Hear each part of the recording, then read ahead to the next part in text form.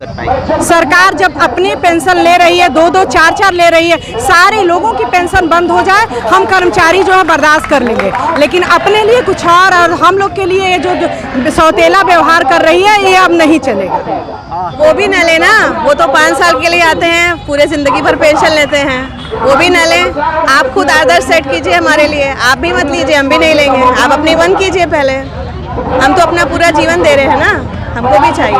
7 बजे से स्कूल जाते हैं तो हम लोग इतने बच्चन के खाना बनाते हैं, हम लोग के 2000 रुपया मिलते हैं, वो भी समय से नहीं मिलते हैं। 10,000 साल में मिलते हैं तो 5,000 खत्म हो जाते हैं। BSA से कोई पता नहीं चलता है कि कहाँ गए रसोइया के पैसा। अच्छा, BSA दोस्तों नमस्कार, और आप देख रहे हैं कांडी बनारसी। कांडी बनारसी में आपका स्वागत है। और देखिए कि बहुत बड़ी तादाद है, तादाद में लोग पुरानी पेंशन और 22 सूत्री मांगों को लेकर ये बैठे हैं धरने पे। और ये शिक्षक हैं लोग, और तमाम तरीके के इनका सवाल भी है, और जिस तरीके से सरकार से और प्रशासन से लगातार मांग कर रहे हैं, लेकिन इनकी मांगें पूरी नहीं हो पा रही है। लेकिन पूरी नहीं होने के बाद भी लगातार संघर्ष कर रहे हैं। हो सकता है कि ये सरकार जाते जाते, क्योंकि लोकसभा सामने चुनाव है, तो दे दे, लेकिन हो संभव नहीं है, क्योंकि यही सरकार ने पुरानी पेंशन बंद कर दिया है। ये बताइए कि जिस तरीके से आप लोग संघर्ष कर रही हैं, क्या लगता है कि सरकार आपकी बातें सुनेगी? बिल्कुल, हमारी बात उनको सुननी पड़ेगी, क्यों नहीं सुनेंगे। पुरानी पेंशन हमारा अधिकार है, उसको हम लेके ही रहेंगे, वो सरकार किसी की भी हो, लेकिन पुरानी पेंशन हमारा अधिकार है, उसे हमें उनको देना ही होगा। हम 22 सूत्री मांगों के लिए यहाँ बैठे हैं, और ये धरना अनिश्चित काल के लिए ऐसे ही रहेगा जब तक वो हमारी मांगों को पूरी नहीं करेंगे। मैं जिला संयुक्त मंत्री ममता पटेल, राष्ट्रीय शैक्षिक संघ की पदाधिकारी हूँ, और मैं 22 सूत्री मांगों के साथ बैठी हूँ, अपने शिक्षकों के साथ। अपनी रसोइयाँ, जो हमारी अन्नपूर्णा माता रसोइयाँ हैं, वो इतने तन मन धन से सुबह से लग के भोजन देती हैं, उनको सरकार समय पे वेतन नहीं देती है। क्यों नहीं देती है? इसका दोषी कौन है? तो आप कहीं न कहीं उनके साथ नाइंसाफी हो रही है, आपको इसको दूर करना पड़ेगा। आप समय से उनका वेतन भुगतान कीजिए, और उनको आप अच्छी तरीके से उनके पूरे 1 वर्ष का वेतन दीजिए। आप समय पे उनका वेतन नहीं देते हैं। दूसरी बात, हमारी शिक्षा मित्र जो साथी हैं, वो पूरे एक सहायक के साथ पूरे सुबह जो है 8 बजे से 3 बजे तक की ड्यूटी करते हैं। उनके ड्यूटी में कोई कमी नहीं होती है। उन्हें आप 10,000 का वेतन किस हिसाब से दे रहे हैं? किस हिसाब से दे रहे हैं? आपने उनको रखा है तो उनको आप उनको पूरा हक दीजिए ना। उनके हक के लिए भी लड़ाई है। और हम टीचर को शिक्षक बनने ही नहीं रहने दे रहे हैं। शिक्षक चाह रहा है पढ़ाने के लिए, हम लोग कैसे पढ़ाएंगे? हम लोगों को ऑटोमेटिक रोबोटिक मशीन बना दिए हैं। जब चाहे आप कंप्यूटर पे, लैपटॉप पे, आप मोबाइल से आप 24 घंटा काम कराओगे, रात भर काम कराओगे। हम टीचर बच्चों को शिक्षा कब देंगे? आप हमें टाइम कहाँ दे रहे हो बच्चों को पढ़ाने के लिए? सरकार तो ये करे कि हम 1 लाख रुपए क्यों देंगे? 1 लाख रुपए में 10 टीचर रखेंगे। सरकार कह रही है 10 टीचर कैसे 1 लाख रुपए में रखेंगे? भत्ता कहाँ से आएगी? वो कहाँ से देंगे? हमें वो चीजें हैं, हम वो कर सकते हैं। आप हमको करने तो दो। आप लोगों पे तो आरोप लगाए जाते हैं कि आप लोगों को कुछ आता नहीं है। बिल्कुल, आरोप गलत लगाए जाते हैं। आइए हमारे बच्चों से, बेसिक के बच्चों से मिलिए। यहाँ पे जितने भी टीचर बैठे हैं, वेल ट्रेंड टीचर बैठे हैं, और सभी टेट पास हैं, सुपर टेट पास हैं। वो ऐसे ही आकर के नहीं बैठे हैं। ठीक है, ये बताइए, लगातार आप लोग संघर्ष कर रही हैं, आपको लगता है कि ये सरकार आपकी बातें मानेगी और पुरानी पेंशन बहाली करेगी? कोशिश करने वालों की हार नहीं होती। हाँ, अच्छा, कोशिश करने वालों की हार नहीं होती, बात भी समाप्त इनकी हो गई है। और भी थोड़े से लोग हैं। हाँ, ये बताइए कि आप लोग जो लगातार संघर्ष कर रही है, अभी तक तो सरस्वती के रूप में आप लोग दिख रही, काली के रूप में कब दिखेंगी? जब अभी समय क्या है कि पानी सर के ऊपर हो गया है, हमारे ना हम पढ़ा पा रहे हैं, ना हमें कोई आज़ादी मिल रही है अपने हिसाब से काम करने के लिए। तो पानी बहुत ज़्यादा सर के ऊपर हो रहा है, बर्दाश्त के बाहर है, तो हमें अब करना ही पड़ेगा, अपनी मांगों को रखना ही पड़ेगा। सरकार क्यों नहीं मान रही है? छोटी सी तो बात है कि पुरानी पेंशन बहाली दे देते हो तो आप लोग भी खुश हो जाते हैं। नहीं, तो वो जो नई पेंशन बहाली है, अगर वो रखते हैं तो वो सबके लिए रखे ना। इस देश में 2 तरह का पेंशन क्यों होना चाहिए? हाँ। नेताओं के लिए अलग, हमारे लिए अलग। वो भी ले नई पेंशन, फिर हम खुशी खुशी लेंगे। एक चीज बताइए कि आप लोग नेताओं को घेराव क्यों नहीं करते? लगातार अब अधिकारियों को घेराव क्यों करते हैं? नहीं, अधिकारियों का घेराव हम लोग नहीं कर रहे हैं। हम लोग जो है हम लोग जो है अधिकारियों के माध्यम से तो जाएंगे, अभी तो शुरुआत है। हाँ, अभी तो शुरुआत है। आए दिन मुख्यमंत्री का दौरा होता है, उनसे क्यों नहीं मिलते आप लोग? नहीं, अभी तो हम लोग बर्दाश्त कर रहे हैं ना, अब हद हो रही है तो अब हम लोग अपनी रखेंगे, अब हम लोग रखेंगे। आप लोग मतलब हाँ, मौका तलाश रहे हैं कि ये सामने, क्योंकि लोकसभा चुनाव क्योंकि भी है। हमसे सब कार्य कराया जाता है सिवाय पढ़ाई के। हम लोग पढ़ा नहीं पाते हैं। जब हम पढ़ाएंगे नहीं तो बच्चे कहाँ से आगे जाएंगे? थोड़ा सा और भी महिलाएं हैं। कौन कह रहा है कि नहीं सुन पा रही है?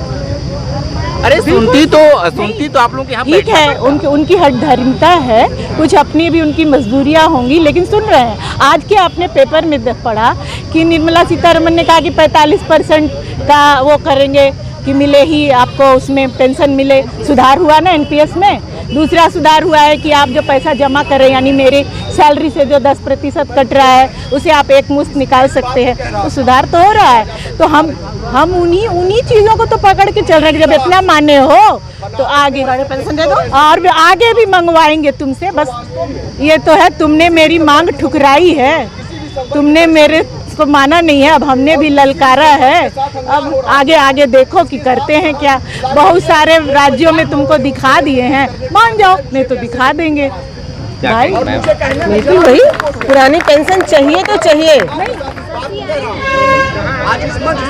हमें पुरानी पेंशन चाहिए, हमें हमारा हक चाहिए।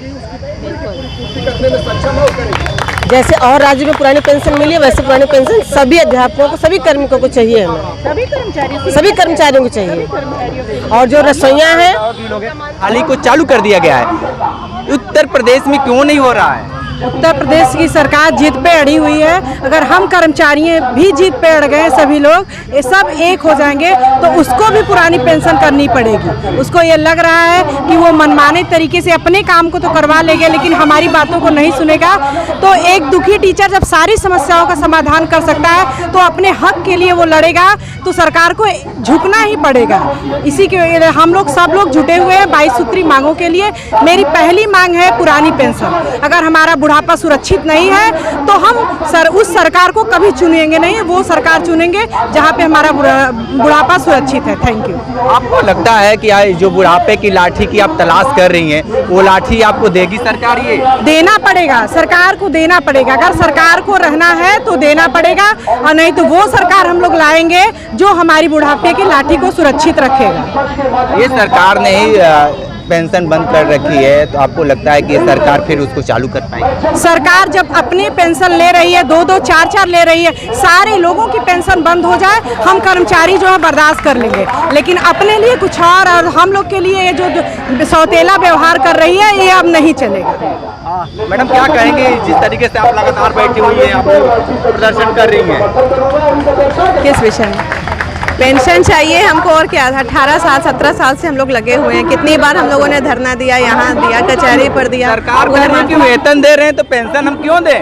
वो भी न लेना, वो तो 5 साल के लिए आते हैं, पूरे जिंदगी भर पेंशन लेते हैं, वो भी न लें। आप खुद आदर्श सेट कीजिए हमारे लिए, आप भी मत लीजिए, हम भी नहीं लेंगे। आप अपनी वन कीजिए पहले, हम तो अपना पूरा जीवन दे रहे हैं ना, हमको भी चाहिए। क्यों आपको लगता है कि देगी? तो हम और सरकार, इसी सरकार ने पेंशन बंद की है, तो क्या ये सरकार पेंशन देंगी? ये बताइए कि ये कहीं का नियम है कि अगर हम एक कोई गलती कर दें, तो अब क्योंकि हमने वो एक गलती की है तो हम जानते हुए भी जिंदगी भर वही गलती बार बार करें? ऐसा तो कहीं नियम नहीं है ना। ये तो एक इंसान पे लागू होता है ना। तो सरकार इस विकल्प को सबसे पहले अपने ऊपर लागू करे ना, अपने मंत्रियों और अपने ऊपर लागू करे। अगर वो सेट उनको जब देखिए, हम लोग अगर ये जान लीजिए, आज इतनी संख्या में जो महिलाएं यहाँ बैठी हैं, ये विभाग शिक्षा विभाग है, जो कि सबसे ज़्यादा नैतिक और सभ्य विभाग है। सरकार को तो इस सांकेतिक धरने से समझ जाना चाहिए कि ये वो लोग बोल रहे हैं जो कि निहायत सभ्य हैं, और जब एक्सट्रीम हो जाती है तब ये इस तरह सरकार बैठते तो हैं। ये कहती है कि आप लोग ये काम नहीं आज- करती हैं। ये बताइए, सरकार पूरी कहिए, पूरी सूची बना के दे दे 300-400 काम की, कि सरकार को खुद मालूम है कि अगर हमारा सहयोग ना हो तो सरकार कोई काम पूरा नहीं कर सकती। ये बताइए कि आप लोग लगातार संघर्ष कर रही हैं, सरकार मानेगी बात आपकी? सरकार को माननी पड़ेगी, मानेगी नहीं, माननी पड़ेगी।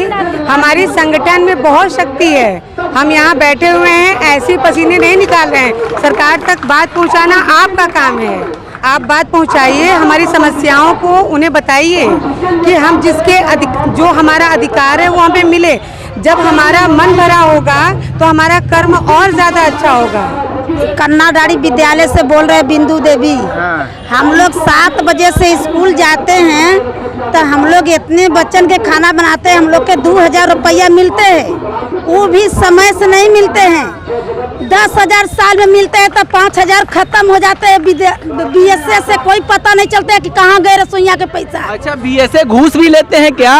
पता नहीं घुस लेते, हम लोग का पैसा क्यों नहीं जाते हैं? 10,000 रुपया साल में जाते हैं तो कभी 5,000 नहीं जाते हैं, कभी 2,000 जाते हैं। हम लोग का साल भर में हम लोग का कभी पैसा अच्छा से नहीं मिलते। हम लोग का सेलियर कभी पैसा अच्छे से नहीं मिलता है रसोइया वाली। देखिए भैया, जो बात है मान लेते हैं, टीचर तो थोड़ा सा उधर उधर बोल सकते हैं, लेकिन रसोइया का दर्द समझ लीजिए।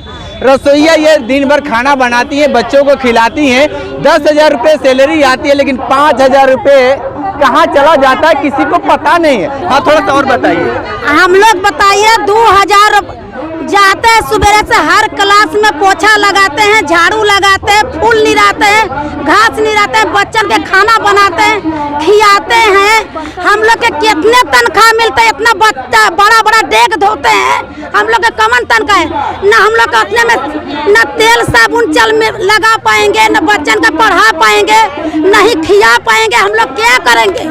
सरकार के नहीं देखा रहा है कि क्या रसोइया वाली के कितना तनख्वाह देते हैं। हम लोग क्या करेंगे? 2,000 रुपया में बच्चे पढ़ाएंगे कि हम लोग अपने का तेल साबुन लगाएंगे कि बच्चन का खिलाएंगे कि क्या करेंगे?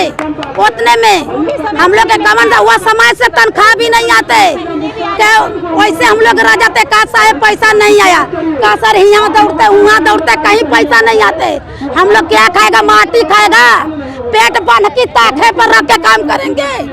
रसोई वाली पेट रख देंगे कहीं अंते, और स्कूल में विद्यालय में बच्चन के खाना बना के खिलाएंगे। हम लोग के ऐसा ही होता है। रसोइया वाली के, रसोई वाले के कोई इज्जत नहीं है का सरकार के अथुआ में? भैया योगी जी, अगर सुनिए थोड़ा सा इनके दर्द और तकलीफ को, ये बिल्कुल बहुत परेशान है। अगर परेशानी इनकी इतनी है कि झलक रही है, साफ दिख रहा है कि इनकी जो मन है, इनका मन एक एक चीज़ बता रहा है कि जो पैसे जो हैं, जो मेहनत का पैसा है, उसमें भी लोग कमी कर दे रहे हैं। और यहाँ के जो आपके अधिकारी हैं, योगी जी जिस तरीके से लगातार कह रहे हैं कि सारे लोगों पे नकेल रखें, लेकिन लग रहा है जिस तरीके से बता रहे हैं, नकेल आपका फेल है।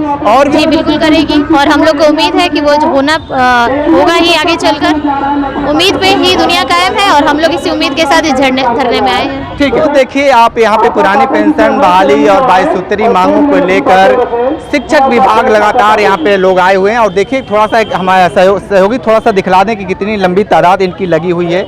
और आप बता दें कि जिस तरीके से लगातार ये जद्दोजहद कर रहे हैं, आने वाले वक्त में सरकार क्या निर्णय लेती है। लेकिन सबसे बड़ा सवाल ये है कि जो संघर्ष ये लोग कर रहे हैं, लोकसभा चुनाव से पहले ये अपना बिगुल फूंक चुके हैं। लेकिन चुनाव तो अलग बात है, लेकिन सरकार बनाने और बिगाड़ने में शिक्षक की अहम भूमिका होती है। देखना दिलचस्प होगा कि आने वाले वक्त में लोकसभा चुनाव में अध्यापक कुछ क्या नया रणनीति अपनाते हैं। ग्राउंड जीरो से रिपोर्ट कर रहे थे, हमारे साथ बने रही कांडी बनारसी के साथ। हमें दीजिए इजाजत, नमस्कार।